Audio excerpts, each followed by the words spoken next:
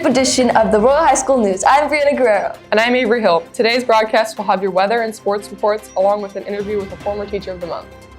But before we get into all that, it's time for our featured segment. The following is an important...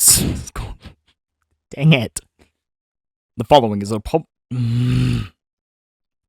an important public service announcement for all Royal...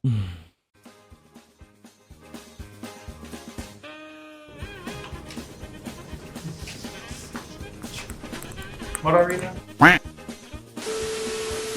Hello and welcome to this National Flannel Day. Why am I wearing flannel? Make sure to look at the RHS, at the Knights Athletics Facebook page, or the Knights, or the... You're gonna have to redo all this. The first one's fine. Yeah, ish. It's not supposed to be good.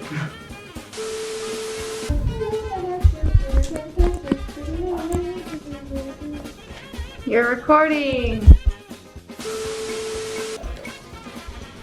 Thank you, Bertha. Thank you, birthday. Well, that's all for our show this week. Be sure to scan the QR. Well, that's all for... I ruined that thing. Oh my god. Well, that's all for our... Stop. You know what?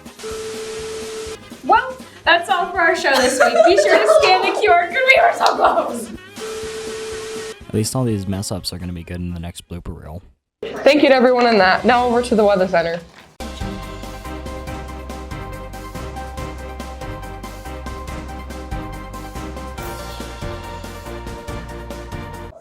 Weatherman Seth here.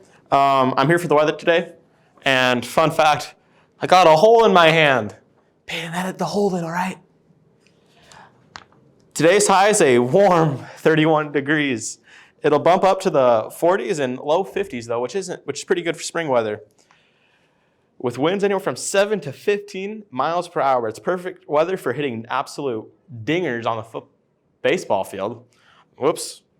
Scoring goals, running races, jumping high like this.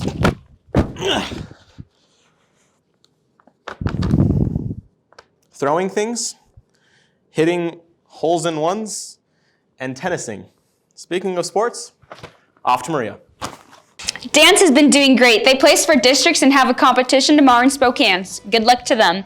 Boys and girls basketball both made it into the respective district tournaments, but both got knocked out in the third round. Dennis Hernandez placed 5th in his weight class tournament for boys wrestling.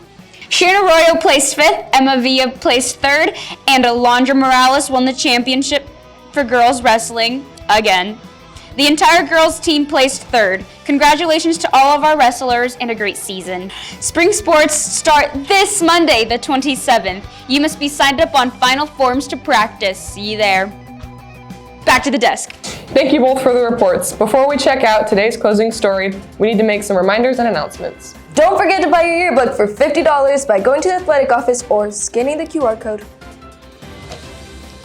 The Sadie's dance is tonight. Tonight! It is a sweetheart's dance. Make sure you come matching with your date or your friends. Tickets are $10 in the athletic office or $15 at the door. On March 1st, we're holding a blood drive. If you're 16 or older, you could donate, but if you're younger than 18, you have to get a signed permission slip from your parents. Give blood, save lives. WFACS! CBTAC applications are available for the 23-24 school year. They are due April 10th and will be mandatory parent meeting on March 7th at 6 p.m. Applications can be picked up at the office. Please see the counselors if you have any questions. That's all for this week's announcements. For today's main story, we went back and interviewed a former teacher of the month. I grew up in Ephrata, Washington. I graduated in 1999, yes, a long time ago. I was born in the Yakima Valley. My family's from there, but I moved to Ephrata when I was 4 when my dad got his first teaching job. So I always knew I wanted to be a family consumer science teacher. Probably like my senior year, I took every single FCS class there was available at my school. And after trying to figure out what I wanted to do with my life, and then I got denied by the Air Force, because I have too many allergies, and too much of a risk, I guess. I just thought that FCS was where I needed to go. So I started college right after high school, but quickly realized that it was a lot of money. So I went to a community college and finished my AA and then ended up starting a family. Went back to school when I was 33 years old and finished my degree at Central. Yeah, so my family, I have 4 children. My oldest son is 21 and he graduated in the year of COVID. And then I have a senior son, he's 17, and I have a freshman daughter. And then my little one, which some of you probably have seen around, she's 4. So she'll be in school next year.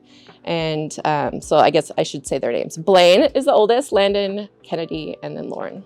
So currently I'm teaching early childhood ed. So that's if you're interested in becoming a younger aged teacher or preschool teacher, having a daycare, something like that, that's the perfect class for you to take. We work several times a year with those younger students in our curriculum. And then I teach 3 different foods classes, and then advanced culinary, which that's who runs the cafe and Royal Roast. So you get some barista training as well as the best I can at more of a commercial style cooking environment. And then I teach independent living, and that's like a good entry level class if you're younger. I do a little bit of everything. So we sew in there, we learn about child development, and then we cook, and then we do some budgeting and careers. Go Knights, yeah.